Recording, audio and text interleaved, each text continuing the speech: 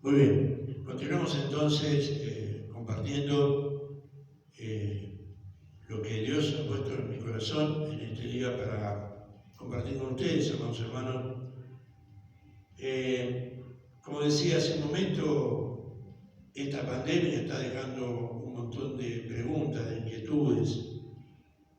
La gente corre de aquí para allá, algunos desesperados, otros asustados, viendo cómo cada día se empeora la situación, viendo cómo no hay respuesta médica para tantas situaciones que ha sobrepasado aún a la ciencia.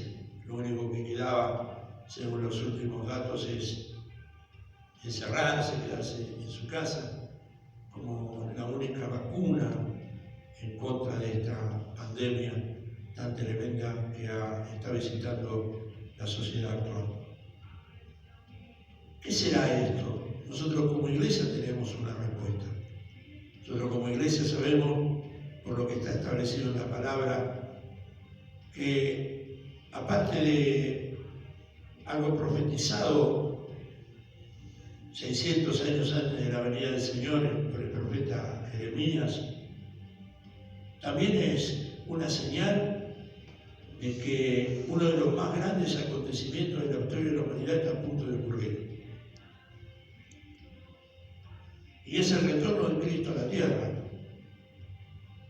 Estamos en los últimos momentos antes de que esto ocurra. El libro de Apocalipsis habla y dice en el capítulo 3, versículo 11, «He aquí yo vengo pronto, retén lo que tienes para que ninguno tome tu corona». Pero sabemos que la venida del Señor está separada en dos partes. Que antes que el Señor aparezca en las nubes, así como fue llevado allí en el día en que fue tomado entre los hombres, los ángeles le dijeron a los discípulos que estaban acompañando esta situación, así como los veis ir, así volverá a vosotros. Estaba hablando al pueblo judío, estaba hablando a los que fueron compañeros del ministerio terrenal aquí en la tierra, los discípulos, que luego se convirtieron en apóstoles. Pero antes que eso ocurra, algo sobrenatural, algo glorioso y tremendo que nosotros estamos esperando como iglesia va a ocurrir. El apóstol Pablo, el apóstol de los gentiles, escribe a la iglesia de los Corintios y le dice: «He aquí yo os digo un misterio. No todos dormiremos, pero si todos seremos arrebatados, en un abrir y cerrar de ojos. En un momento los muertos en Cristo van a resucitar y después nosotros, los que hayamos quedado, seremos tomados para encontrarnos con el Maestro». Esto está a punto de ocurrir. Jesús mismo, hablando en el libro de Mateo, capítulo 24, versículo 35, dijo: «El cielo y la tierra pasarán, pero mi palabra no pasará».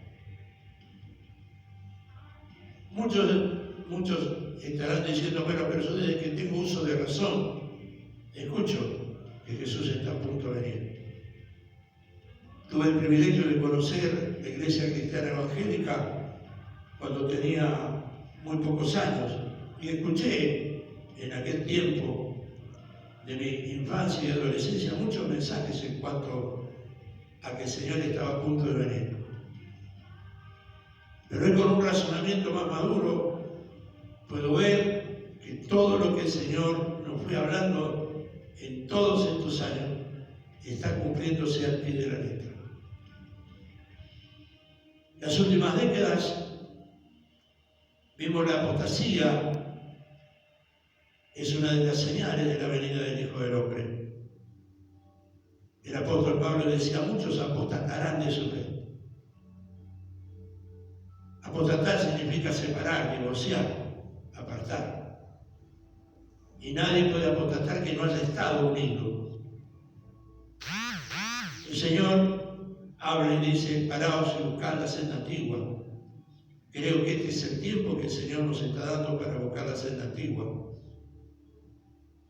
Buscar el principio de lo que se nos fue enseñado, de cuáles eran los pasos a dar para poder para que se cumpla en nuestra vida esto de que Él nos iba a venir a buscar.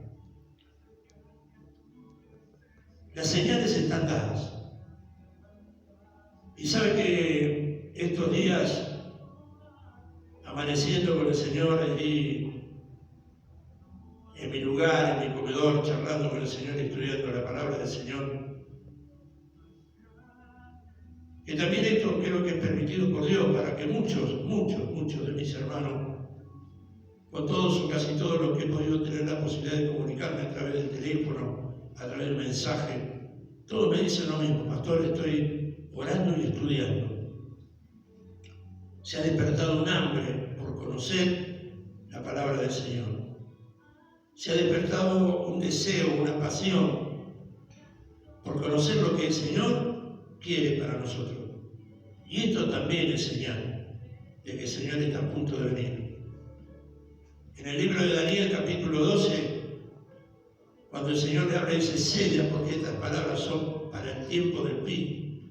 En ese mismo capítulo 12, versículo 3, dice: los entendidos resplandecerán como el resplandor del firmamento, y los que enseñan la justicia a la muchedumbre como las estrellas a perpetua eternidad. Cuando habla de las estrellas, habla de la cantidad. Está terminando un tiempo donde poluló tanto dentro de nuestras congregaciones lo apostólico y lo profético, que no estoy en contra, por supuesto, de eso. Pero como el Señor nos está haciendo que no nos mezclemos con el principio bíblico y con los principios dogmáticos de los hombres. Hace unos días estaba, como digo, estudiando, leyendo, buscando. Y una de las cosas que más me impactó fue estudiar sobre los profetas. Y sobre esto quiero compartir simplemente un momento. Los profetas que Dios llamó, y qué es lo que Dios hizo para que los profetas se manifestaran en el tiempo en que el pueblo necesitaba ser los profetas. El llamado de Dios a los profetas era un llamamiento práctico y poco común.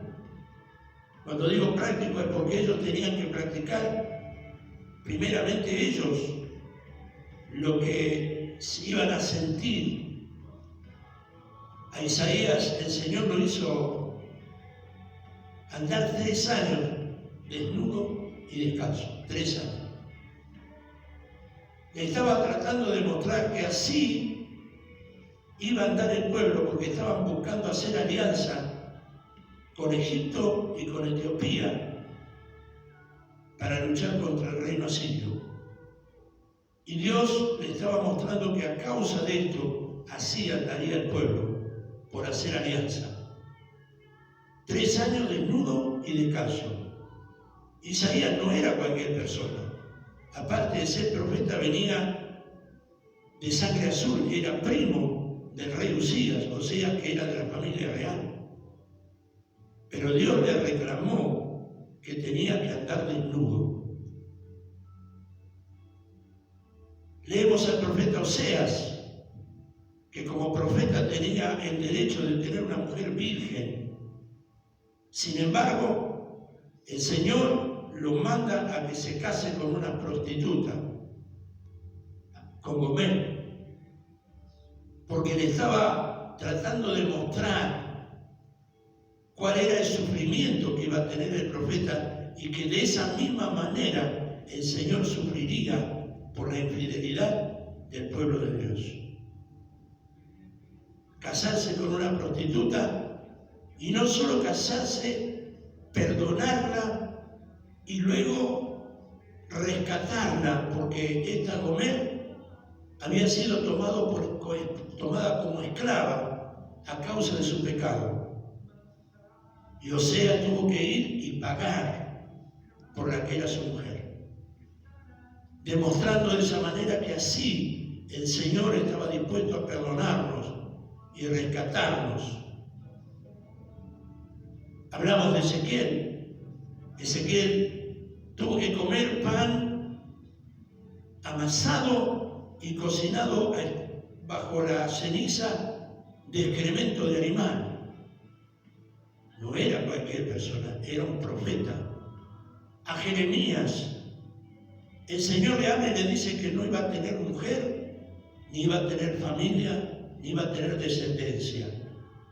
Ese era el precio que se debía pagar por ser profeta.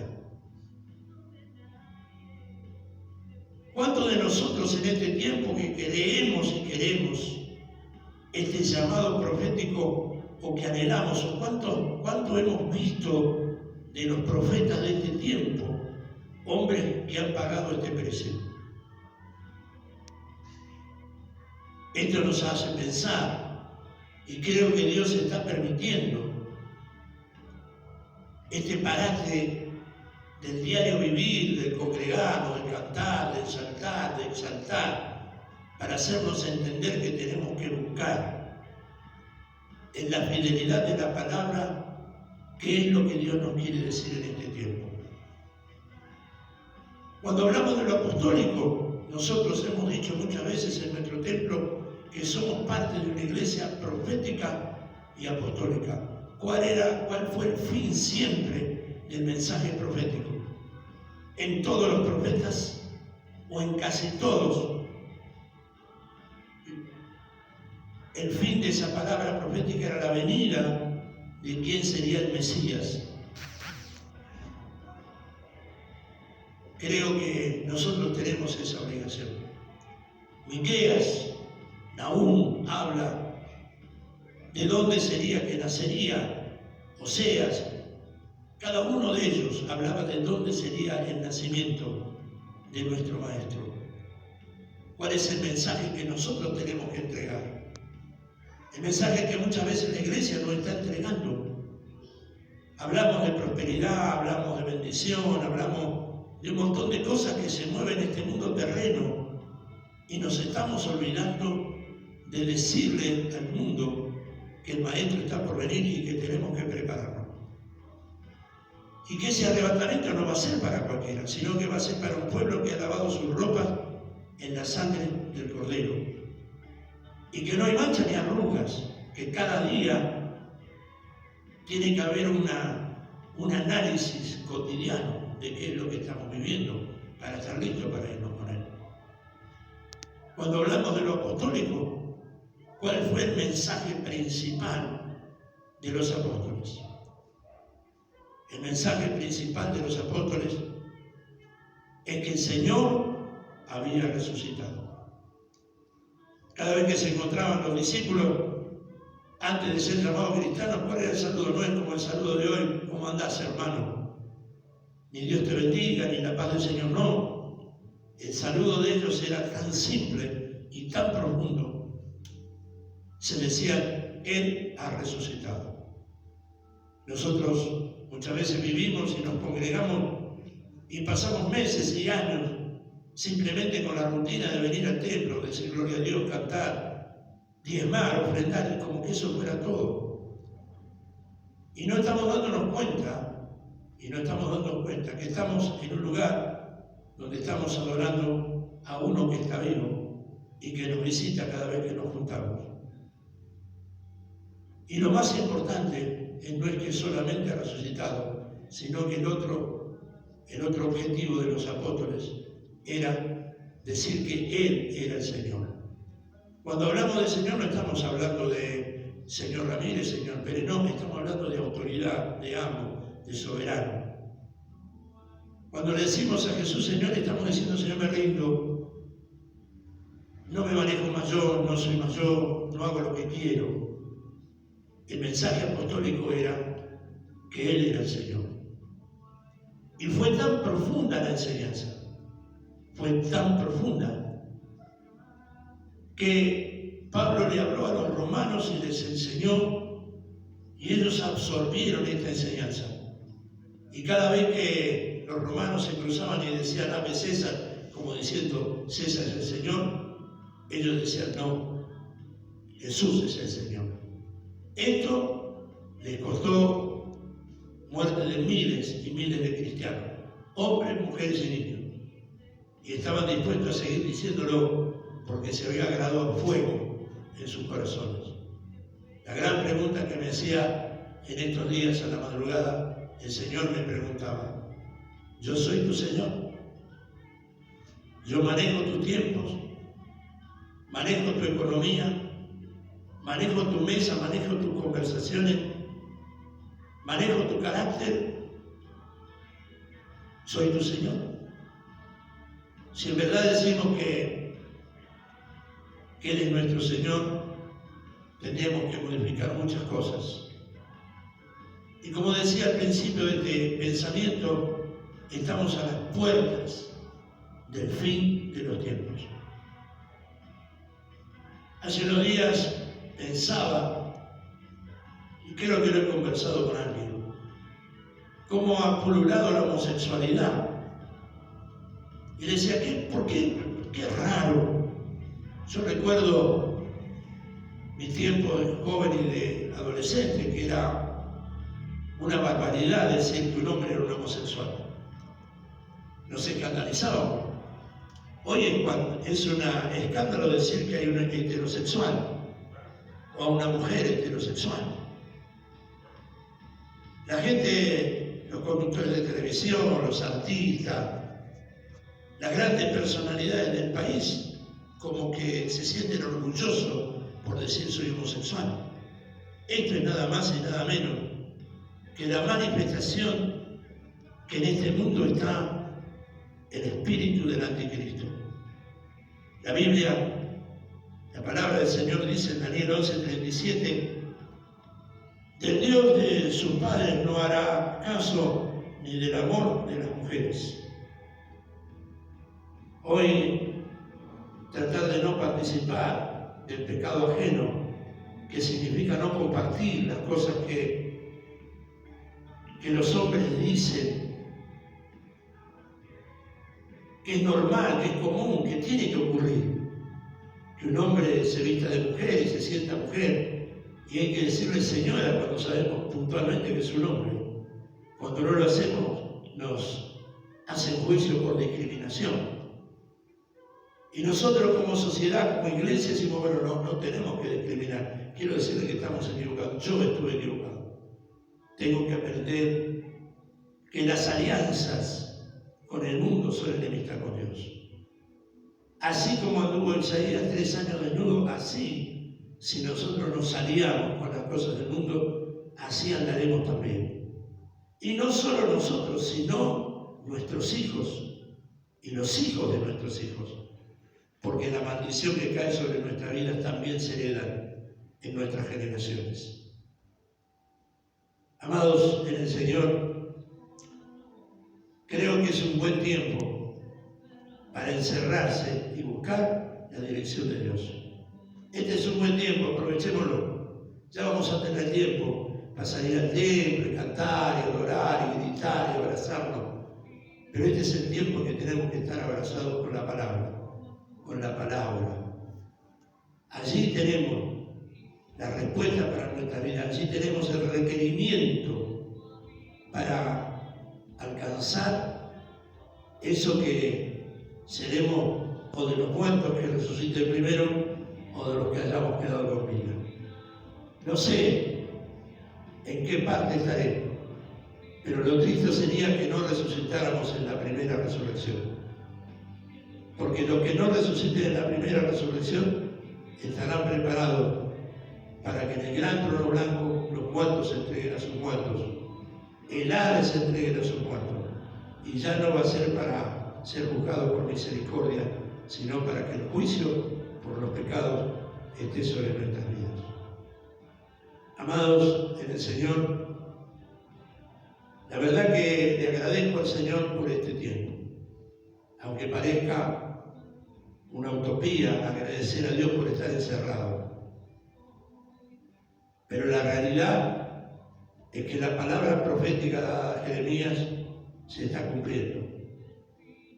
Y que Dios guarda su misericordia para los que le temen. Y temer a Dios es obedecer. No es estar asustado, es obedecer. Tratemos de no hacer alianzas con el mundo. Oremos por los que están viviendo de esa forma y está bien. Nosotros no somos quien para condenar, pero sí somos quien para no compartir. Es todos, todas y no hay todes. O somos o no somos. Estamos o no estamos. Porque si no, el espíritu del anticristo estará dominando nuestro espíritu. Y yo creo que esta congregación que hoy está escuchando debe ser de la congregación que quiere no hacer alianza con el Dios de este siglo. Quiero decirles, amados hermanos en el Señor, que les amo mucho. Y quiero decirles también que pronto nos vamos a ver. Pero ojalá que cuando lleguemos al templo traigamos la iglesia. Porque muchas veces venimos a la iglesia y nos venimos a dormir, y venimos a poner cara larga, y venimos a sentirnos incómodos porque algo no nos gustó. Quiero decirles que esto es la vida, finita, chiquitita. Así es la vida. Un pequeño, insignificante e invisible virus te puede quitar la vida. Entonces, la vida que tenés, aprovechémosla haciendo lo que Dios quiere que hagamos, que buscar su rostro, ahora que puede ser allá. Que el Señor de paz nos bendiga, los abrazo en el amor del Señor y declaro que en este tiempo habremos conquistado muchas cosas.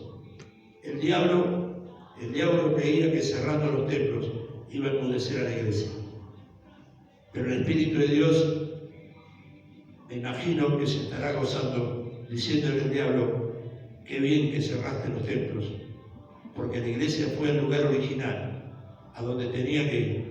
Esto es buscar la senda antigua. La iglesia primera no se juntaba en los templos, la iglesia primera se juntaba en los hogares, y se juntaba en las calles, y se juntaba en las plazas. El templo está bien, pero cuando venga el templo, amados en el Señor, traigan a la iglesia con ustedes, porque la iglesia es usted. Y el Espíritu de Dios visita a la iglesia cuando está reunida, cuando hay 2 o 3 congregados en su nombre. ¿Qué significa en su nombre? Rendidos. ¿A quién? Es el dueño de la iglesia. Usted no es el dueño de la iglesia. Usted no es el Señor. El Señor se llama el que fue al principio, el que es el principio y el que es el fin. Nosotros muchas veces venimos al templo creyéndonos ser señores y dueños de nuestra vida. Mientras seamos así, la iglesia en su vida queda fuera. Que el Señor les bendiga. Nos vemos pronto con la ayuda de nuestro Dios. Shalom Adonai.